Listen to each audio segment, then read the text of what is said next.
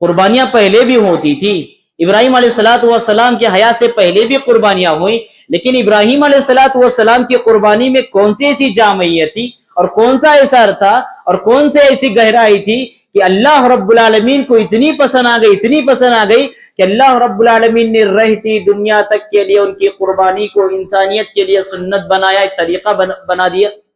محترم بزرگوں، نوجوان ساتھیوں، پیارے بچوں، پردے میں بیٹھی ماں اور بہنوں، ہر طرح کی تعریفات اللہ وحدہ لا شریک کے لیے لائق اور زیبا ہے کہ جس نے ہم سب کو محمد عربی صلی اللہ علیہ وسلم کا امتی بنایا۔ بعدہ لاکھوں کروڑوں درود و سلام کا رسول ہو نبی امی محمد عربی صلی اللہ علیہ وسلم کی ذات اقدس پر کہ آپ صلی اللہ علیہ وسلم نے رب کی دی ہوئی امانتوں کو رب کے بندوں تک کما حقہ پہنچا دیا۔ حضرات، ہم جن ایام سے گزر رہے ہیں انہیں ماہ ذی الحج کہا جاتا ہے، اور اسلام نے کہا دنیا کے جتنے ایام اور دنیا کے جتنے مہینے ہیں، دنیا کے سارے ایام میں سب سے افضل ترین ایام ماہ ذی الحج ہے۔ یہاں تک کہ آپ صلی اللہ علیہ وسلم نے فرمایا ان دنوں میں بندہ جو تسبیح کرتا ہے، اللہ کی تحمید بیان کرتا ہے، لا الہ الا اللہ پڑھتا ہے، یہ لا الہ الا اللہ پڑھنا دوسرے ایام میں پڑھنے کے مقابلے میں اللہ کے نزدیک زیادہ محبوب ہے۔ اس میں سبحان اللہ کہنا دوسرے ایام میں سبحان اللہ کہنے کے مقابلے میں زیادہ اللہ کے نزدیک پسندیدہ ہے۔ اس میں بس اوقات اللہ رب العالمین کی تعریف کرنا دوسرے ایام کے مقابلے میں تعریف کرنے سے اللہ رب العالمین کے نزدیک زیادہ محبوب ہے۔ بس اوقات یہ ایک کلمہ ان مہینوں میں کیا جانے والا ایک عمل بندے کے لیے جنت میں جانے کا ذریعہ بن سکتا ہے اور نار جہنم سے آزادی کا سبب بن سکتا ہے۔ دنیا اللہ رب العالمین نے ہم سب کو دی ہے، ہم سب کو سانسیں عطا فرمائی ہیں، لیکن یہ ہمیشہ کی دنیا نہیں۔ ایک ٹائم کے بعد بندہ اپنے اصلی اور حقیقی منزل کی طرف رواں دوا ہوتا ہے۔ یہ دنیا اللہ تعالیٰ نے کیوں دی ہے؟ یہ نیک عمل کرنے کے لیے دی ہے، آخرت کے لیے کچھ خزانہ جمع کرنے کے لیے دی ہے۔ دنیا میں خزانہ دنیا کے لیے جمع کرنے کے لیے نہیں دی، بلکہ آخرت کی تیاری کرنے کے لیے اللہ رب العالمین نے دنیا عطا فرمائی ہے۔ یہی وجہ ہے ہم دیکھتے ہیں کہ آپ صلی اللہ علیہ وسلم نے ایک حدیث میں ارشاد فرمایا کہ جب ایک بندے کا انتقال ہوتا ہے، انتقال ہونے کے بعد اس کے جنازے کو کاندھے پر رکھ کر بندے جب اس کو قبرستان کی طرف لے جاتے ہیں، یتبع المیت ثلاث، تین قسم کی چیزیں ہیں جو میت کا پیچھا کرتے ہیں، میت کے ساتھ جاتی ہے۔ آپ نے فرمایا سب سے پہلی چیز اس کا خاندان ہے، اور دوسری چیز ہے اس کا مال ہے، اور تیسری چیز ہے اس کا عمل ہے۔ جہاں تک خاندان کی بات ہے، اس کو دفن کرنے کے بعد اس کے خاندان، اس کے چہیتے، اس کے اعزاء، اس کے اقارب، اس کے دوست احباب لوٹ کر آتے ہیں۔ اور جہاں تک مال کی بات ہے، اس کی سواریاں ہوں گی، اس کے غلام ہوں گے، اس کی کوئی تجارت رہی ہوگی تو وہ بھی قبرستان تک جائیں گے، اس کے بعد وہ بھی واپس لوٹ کر آئیں گے۔ لیکن آپ صلی اللہ علیہ وسلم نے فرمایا قبر کی وحشت ناک منزل میں اس کا اگر کوئی ساتھ نبھائیں گے تو اس کا حسن عمل ہوگا۔ یہاں تک کہ آپ نے فرمایا کہ جب اس کو قبر میں لٹایا جائے گا، قبر میں لٹائے جانے کے بعد ایک خوبصورت حسین و جمیل شکل دھار کر ایک خوبصورت نوجوان اس کے سامنے آئے گا۔ یہ بندہ اس سے پوچھے گا اللہ کے بندے تو کون ہے؟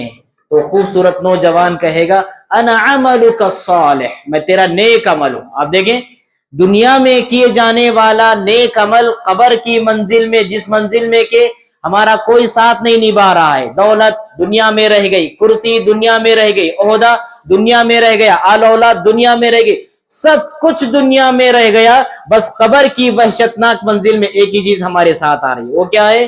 ہمارا نیک عمل ہے۔ اور اسی طرح سے حشر کی عدالت میں ہم پہنچ جائیں گے، اللہ اور اللہ کا بندہ ہوگا، اللہ رب العالمین بندے سے سوالات کرے گا اور بندہ اللہ کو جوابات دے رہا ہوگا۔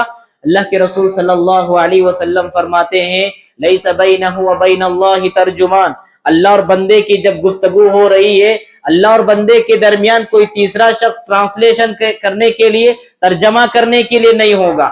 اللہ ادھر سے پوچھ رہا ہے، بندہ ادھر سے جواب دے رہا ہے۔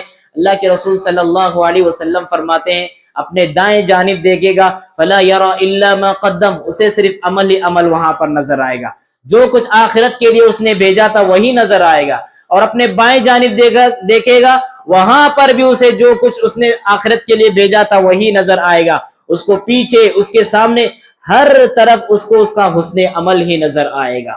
لہذا حضرات یاد رکھیے اللہ رب العالمین نے انسانوں کو آخرت کمانے کے لیے ویسے تو پوری زندگی دی ہے، لیکن اس زندگی میں کچھ موسم ایسے ہوتے ہیں اور کچھ آفرز ایسے ہوتے ہیں اور کچھ ریزنز ایسے ہوتے ہیں اور سیزنز ایسے ہوتے ہیں جن میں بندہ تھوڑی بہت محنت کر کے اللہ کی سجائے ہوئی جنت کا ہمیشہ کے لیے حقدار ہوتا ہے۔ انہی سیزنز میں سے ایک اہم سیزن یہ ذی الحجہ کا سیزن ہے، اس کا بھرپور استعمال کرنے کی کوشش کریں۔ یہ غفلت ہوگی ہماری اور یہ دل کے مردہ ہونے کی علامت ہوگی کہ ہمارے یہ اتنے قابل قدر ایام جو دنیا کے سارے ایام سے اللہ کے نزدیک سب سے زیادہ محبوب ہیں، وہ ایام بھی ہم عام دنوں کی طرح گزر جائیں، اس سے بڑھ کر ہماری غفلت کی نشانی کیا ہوگی، اور اس سے بڑھ کر اللہ رب العالمین سے محبت سے دوری کی پہچان کیا ہوگی۔ یہ پہلی بات تھی جو میں نے آپ کے سامنے رکھنے کی کوشش کی۔ دوسری بات یہ کہ دیکھیں قربانی یہ حضرت ابراہیم علیہ السلام کی بھی سنت ہے اور نبی صلی اللہ علیہ وسلم کی بھی سنت ہے۔ آپ یاد رکھیں ابراہیم علیہ السلام کی سنت کے طور پر ہم قربانی کرتے ہیں، ابراہیم علیہ السلام نے سنت کو جاری فرمایا یقیناً، لیکن آپ اندازہ لگائیں ابراہیم علیہ السلام سے پہلے بھی قربانیاں ہوتی تھی، لیکن ابراہیم علیہ السلام کی قربانی کون سی ایسی کلا تھی کہ جس کو اللہ رب العالمین نے رہتی دنیا تک کے لیے سنت بنایا۔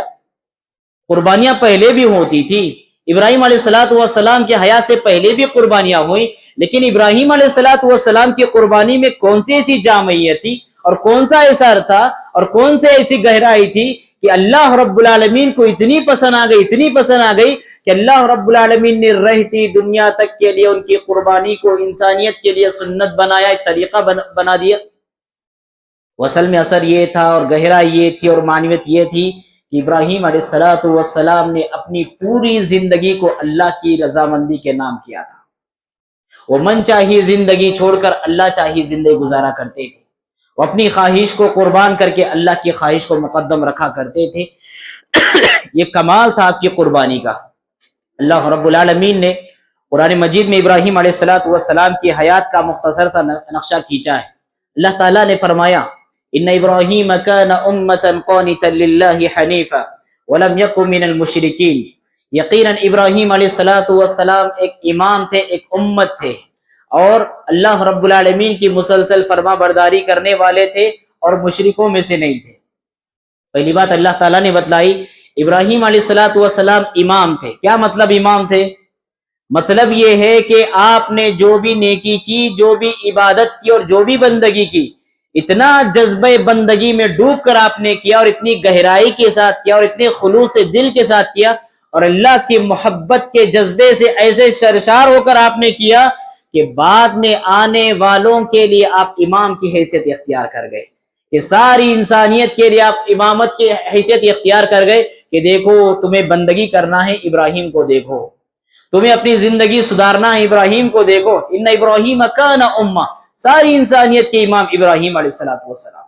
اور اللہ رب العالمین نے جو بیان فرمایا امہ کہ آپ امت تھے، مفسرین نے اس کا ایک ترجمہ یہ بھی بیان فرمایا ہے کہ ابراہیم علیہ السلام ایک پوری امت کے برابر تھے، یعنی کہ ایک امت کے پاس جتنا ایمان ہو سکتا ہے، جتنا عقیدہ ہو سکتا ہے، عمل کرنے کا جو جذبہ ہو سکتا ہے، نیکیاں کرنے کا جو بھرپور جذبہ ہو سکتا ہے، وہ پوری کی پوری خوبیاں تنے تنہا ابراہیم علیہ السلام کے ذات گرامی میں تھے تو ایک فرد، تھے تو ایک نوجوان، تھے تو ایک ہی شخصیت، لیکن ایک شخصیت پوری ایک کائنات کے برابر، ایک امت کے برابر تھے۔ ان ابراہیم کان امہ قانتا للہ، اللہ رب العالمین کی مسلسل فرما برداری کرنے والے تھے، چاہے آزمائشیں جیسی آئیں، چاہے حالات جیسے ہوں، چاہے بیماریاں جیسی آئیں، چاہے آفتیں جیسی آئیں، چاہے تقاضے جیسے آئیں، ابراہیم علیہ السلام پر حالات کے سامنے کبھی وہ ہتھیار ڈالنے والے نہیں تھے، خواہشات کے سامنے کبھی مغلوب ہونے والے نہیں تھے، حالات چاہے جیسے ہوں مسلسل اللہ رب العالمین کی فرما برداری کرنے والے تھے۔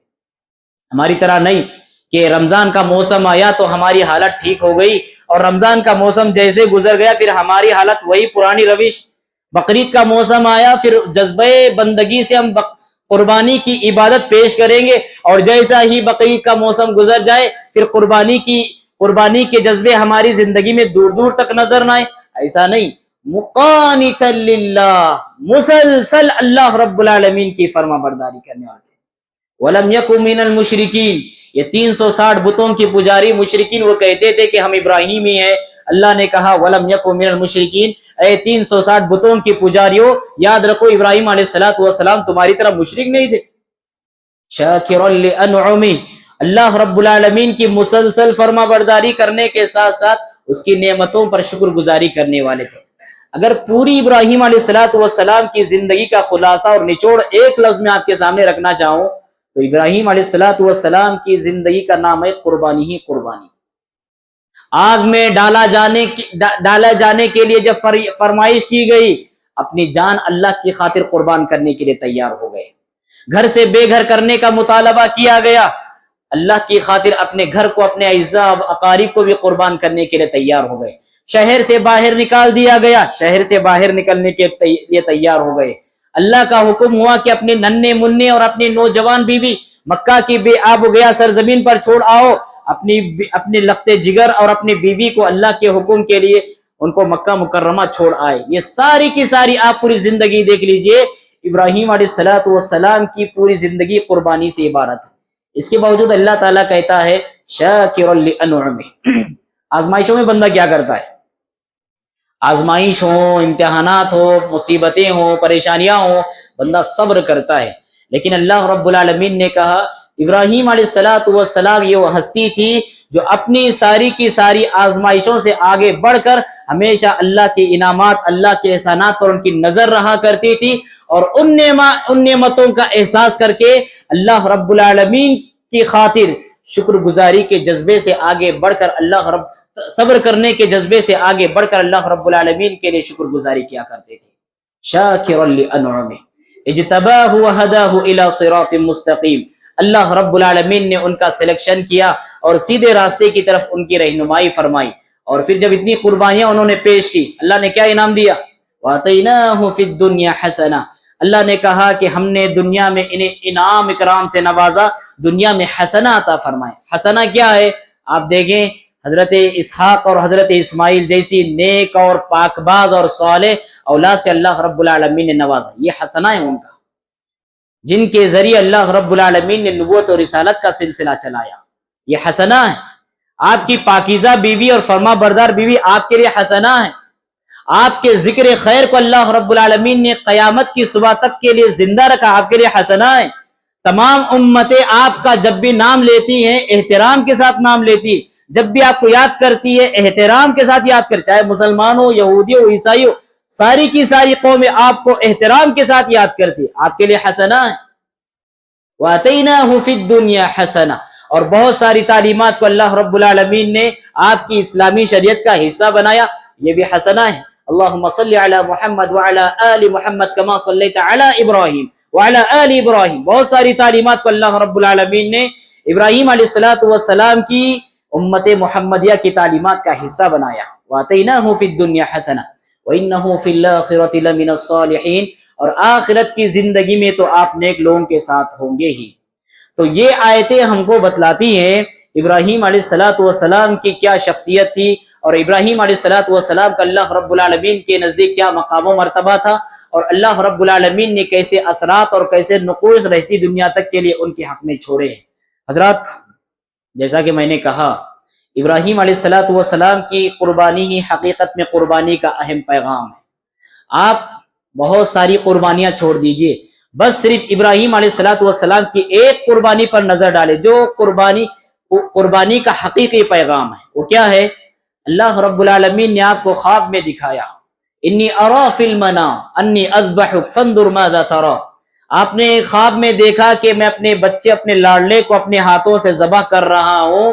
تو ابراہیم علیہ السلام نے کہا بتاؤ بچے تمہاری اس سلسلے میں کیا رائے ہے؟ قال یا ابت فعل ما تؤمر ستجدنی انشاء اللہ من الصابرین.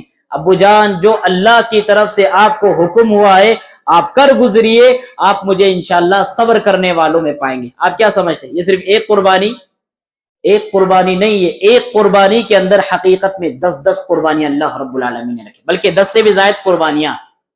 پہلی بات آپ دیکھیں کہ اولاد ہو, بچہ ہو کہ بچی ہو, اللہ کے نام پر ذبح کرنے کی جب بات آئے گی, فرض کر لیجئے مجھے اللہ نے حکم دیا, اگر میرے ہاتھ, میں اپنے لاڈلے بچے کو اپنے ہاتھوں سے ذبح کروں, میرا ہاتھ کتنا کانپے گا, میرا دل کتنا مچلے گا, میرے ذہن و دماغ کی دنیا کیسے متزلزل ہو جائے گی, میرا ضمیر مجھے کتنی ملامت کرے گا, دنیا والے مجھے کتنی ملامت کریں گے. اولاد کی محبت انسان کے دل میں بہت زیادہ ہوتی ہے, اور اسی اولاد کو اللہ رب العالمین نے قربان کرنے کے لیے کہا. ابراہیم علیہ السلام قربان کرنے کے لیے تیار ہو گئے. انسانی تاریخ کا شاید یہ پہلا واقعہ ہوگا کہ ایک بندے نے اپنے بیٹے کی قربانی محض اللہ کی رضا کو پانے کے لیے کی تھی, اپنی محبت پر اللہ کی محبت کو غالب کرنے کے ثبوت کے طور پر فرمائی تھی. یہ ایک پہلو. اور دوسرا پہلو یہ بھی دیکھیے آپ, جس اولاد کی قربانی کی جا رہی ہے کوئی اور نہیں, خود باپ کر رہا ہے قربانی, یہ بھی ایک پہلو ہے. باپ اپنے ہاتھوں سے اپنی اولاد کی قربانی کر رہی ہے, یہ کتنی بڑی آزمائش ہے. اور ایک پہلو یہ بھی دیکھیے کہ وہ باپ قربانی کر رہا ہے جس باپ کو کہ عمر دراز کے بعد ایک اولاد نصیب ہوئی ہے, ایک لمبی مدت کے بعد. مفسرین کہتے ہیں 80 سال سے لے کر 100 سال کے درمیان کے عرصے میں آپ کو اولاد ہوئی. دیکھیے اتنے لمبے عرصے کے بعد ایک اولاد اگر کسی کو اللہ رب العالمین عطا فرماتا ہے, اس کی محبت کا باپ کے دل میں الگ ہی مقام ہوتا ہے. اور اللہ رب العالمین یہی جاننا چاہ رہا تھا, اس عمر میں اولاد دینے کے باوجود اولاد کی محبت غالب ہے یا میری محبت غالب ہے. اللہ رب العالمین نے آزمائش لے لی, لیکن اس آزمائش میں بھی حضرت ابراہیم علیہ السلام کامیاب ہو گئے. اور ایک پہلو آپ یہ بھی دیکھیے کہ سبحان اللہ, یہ اولاد, اکلوتی اولاد, اس سے پہلے اسحاق علیہ السلام پیدا نہیں ہوئے تھے, اکلوتی اولاد, اور اکلوتی اولاد کو اللہ کے نام پہ ذبح کرنے کا حکم دیا گیا. اگر ماں باپ کی اکلوتی اولاد ہو, ماں باپ سب چیزوں سے بڑھ کر اپنی اولاد کو پیار دیتے ہیں. اولاد کے آنکھوں کا تارا ہوتا ہے, ان کے آنکھوں کی ٹھنڈک, ان کے جگر کا ٹکڑا ہوتا ہے, اور اسی اکلوتی اولاد کو اللہ رب العالمین نے اللہ کے نام پر قربان کرنے کا حکم دیا ہے. اور پھر اللہ رب العالمین نے کہا فلما بلغ معه السعي, کہ جب عمر کے اس مرحلے پر پہنچے جس مرحلے میں پہنچنے کے بعد ایک اولاد بجائے یہ کہ ماں باپ کی زندگی پر بوجھ بنے, ماں باپ کے لیے سہارا بننے کی قابل ہوتی ہے. اولاد تھوڑی بڑی ہو جائے تو ماں باپ پر بوجھ بننے کے بجائے بڑھاپے کی لاٹھی ہوتی ہے, بڑھاپے کا سہارا ہوتا ہے, ماں باپ کی کفالت کرنے والے ہوتے ہیں, ماں باپ کی دیکھ ریکھ کرنے والے ہوتے ہیں.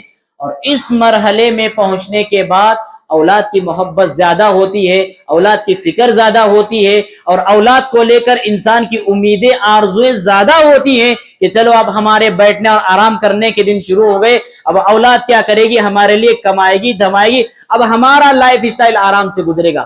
اس مرحلے میں اللہ رب العالمین نے آپ کو قربان کرنے کا حکم دیا. فلما بلغ معه السعي قال يا بني اني ارى في المنام اني اذبحك فانظر ماذا ترى. آپ دیکھیں اس میں سے اگر ایک آزمائش بھی اگر ہماری زندگی پہ آئی نا, اللہ کرے کہ ہم کو ہر طرح کی آزمائشوں سے محفوظ رکھے. ایک اگر پوری آزمائشیں چھوڑ دیجیے, اس میں سے صرف ایک آزمائش بھی اگر ہماری زندگی پہ آئے گی, ہمارے پیروں سے زمین نکل جائے گی, گویا کہ بجلی کی کڑکیں ہماری زندگی پر ٹوٹنے لگ جائے گی.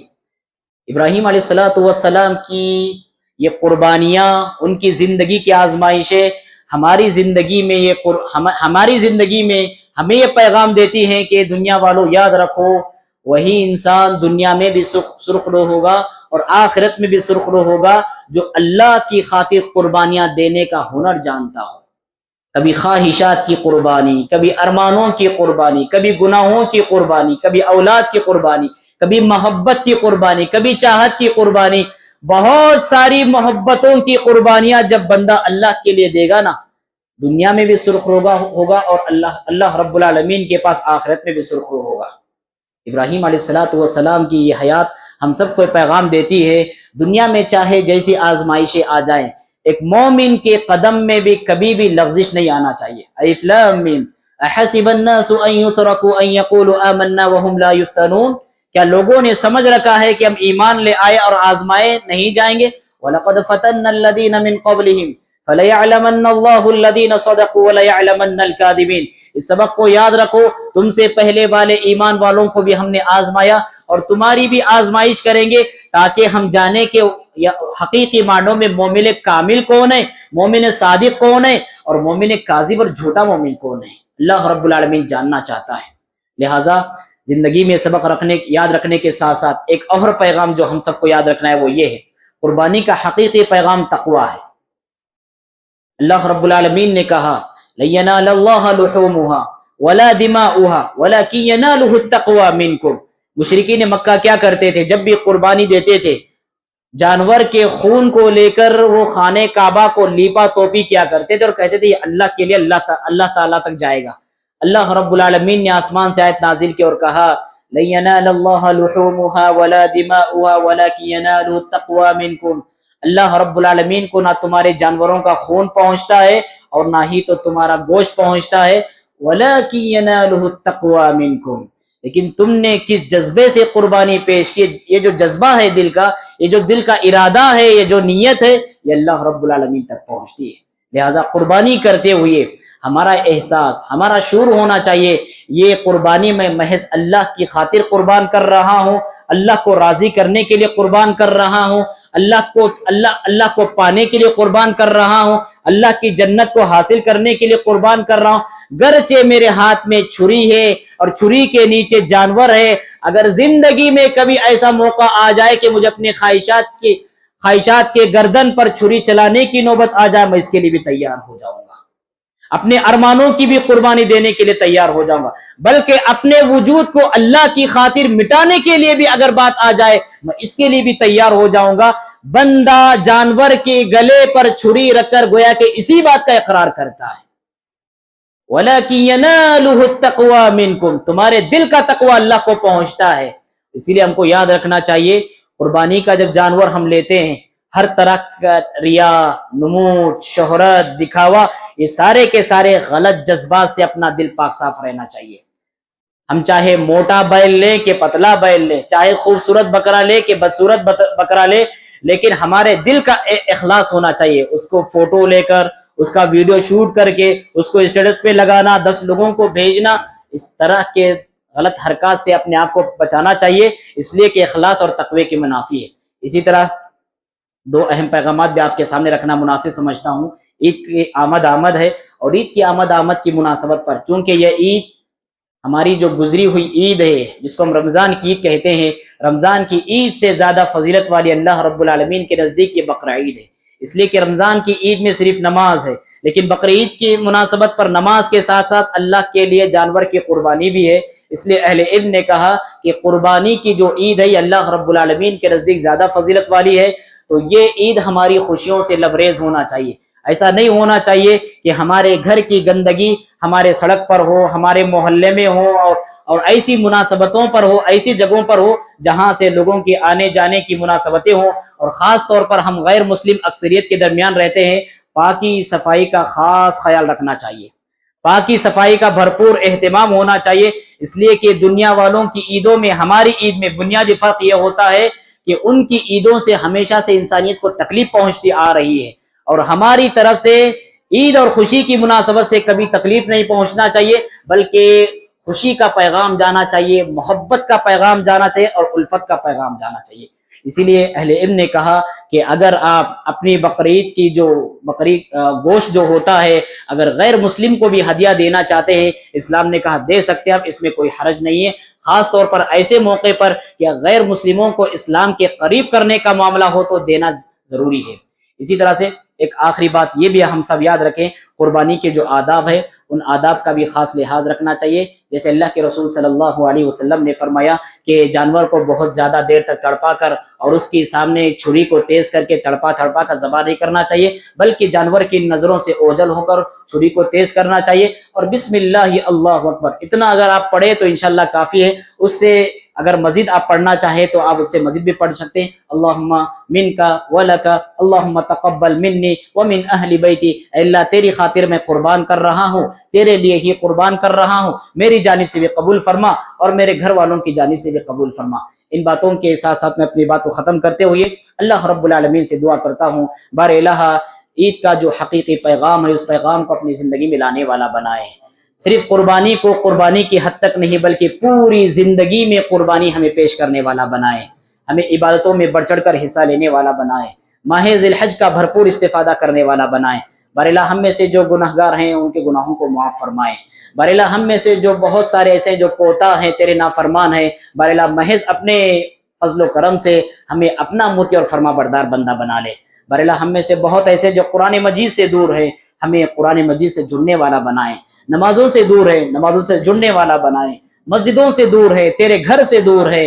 اے اللہ ہم تجھ سے دعا کر رہے ہیں کہ شیطان کے بہکاوے میں آ کر ہم گرچہ دور ہوئے ہیں لیکن تیری رحمت کا حوالہ دے کر ہم تجھ سے مانگتے ہیں کہ پھر سے ہمارے دلوں کو مسجدوں سے معلق کر دے. بار الہ ہمیں جو پریشان حال ان کی پریشانیوں کو دور فرمائے, ہمیں جو بیمار حال ہے ان کی بیماریوں کو دور فرمائے. ہم میں سے جن کے والدین باحیات ہیں صحت و عافیت کے ساتھ عبادت کی زندگی کے ساتھ ساتھ لمبی زندگی عطا فرمائے. اور ہم میں سے جن کے والدین اس دنیا کو رخصت کر چکے ہیں بار الہ انہیں کروٹ کروٹ جنت نصیب فرمائے. بار الہ ہم میں سے جن کی اولاد ابھی ہوئی ہے اللہ انہیں ان کے حق میں ان کی اولاد کو آنکھوں کی ٹھنڈک بنائے, اور جو اولاد کی نعمت سے محروم ہیں اے اللہ انہیں جلد سے جلد نیک اور صالح اولاد عطا فرمائے. بار الہ بہت سارے نوجوان ایسے ہیں جو بے روزگاری کی شکوہ کرتے ہیں, نیک سے نیک اور صالح سے صالح روزگار سے انہیں منسلک فرمائے. جب تک ہم سب کو رکھے ایمان اسلام اور عقید توحید پر قائم دائم رکھے, اور جب ہمارا خاتمہ ہو تو خاتمہ بالخیر ہو. اقول قولی هذا واستغفر الله لي ولكم ولسائر المسلمين فاستغفروه انه هو الغفور الرحيم.